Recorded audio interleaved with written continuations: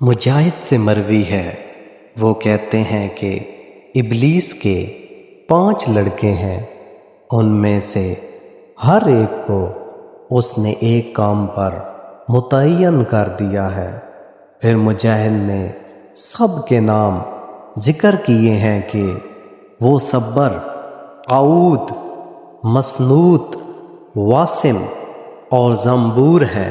صبر کے ذمہ مصیبتیں اور پریشانیاں ہیں، وہ لوگوں کو ہلاک ہونے، گریبان چاک کرنے، گال پیٹنے اور جاہلیت کے نعرے لگانے کا حکم دیتا ہے۔ عود کے ذمہ زنا ہے، وہ زنا کاری کا حکم دیتا ہے اور زنا کو حسین شکل میں پیش کرتا ہے۔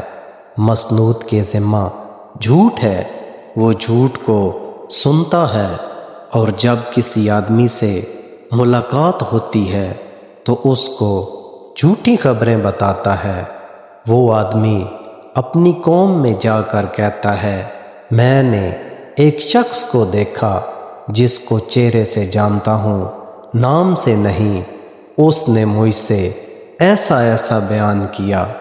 واسم کا کام یہ ہے کہ وہ آدمی کے ساتھ اس کے اہل و عیال کے پاس آتا ہے اور ان کے عیوب کو اس کے سامنے پیش کر کے اس کے اہل و عیال کے خلاف بھڑکاتا ہے۔